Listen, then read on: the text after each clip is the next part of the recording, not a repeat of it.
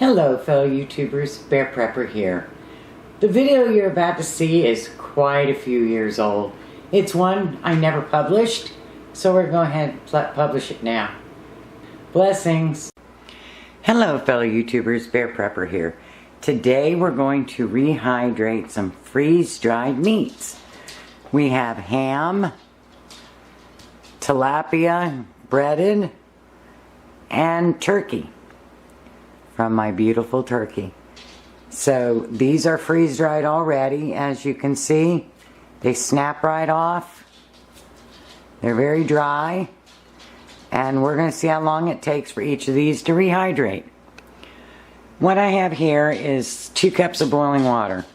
I am going to start off with about 1/4 cup. And let me get these not stacked on each other. And we're just going to pour it over.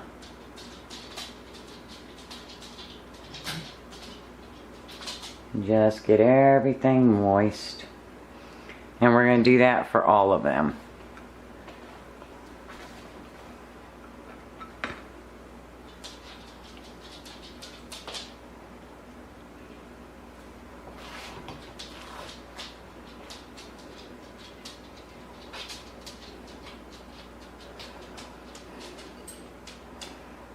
And we'll let them sit and see how they rehydrate.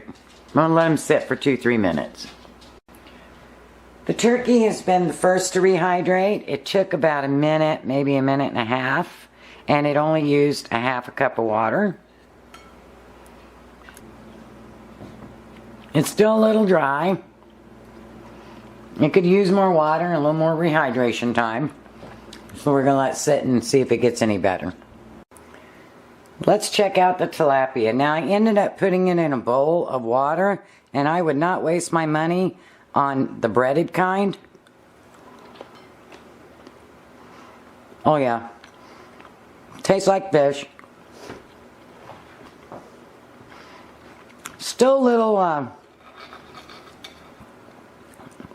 rehydration needed in the center of that. So again, I think cubes, but it tastes like fish. Just keep that water warm. It tends to rehydrate better when the water's hot. Let's check out the ham. Now this ham was the maple ham. I wouldn't recommend doing the maple on the ham. You see how dark it looks? And that's why. And it does, it tastes like maple. This took forever to rehydrate because the maple caused a coating. I have done it without the maple on it, and it rehydrates beautifully and looks beautiful. So I would definitely not do it with the maple again. It is edible. I would probably break it up into pieces before I rehydrated it and add it to like a scalloped potato dish or something like that. But definitely do the ham without the maple on it. Just straight ham that you buy in the store, and you'll be in good shape. So in conclusion, always use more water than you think you need. Don't waste your time on the breading or the mapled ham. And leaving it in hot water is always best when you're doing meats.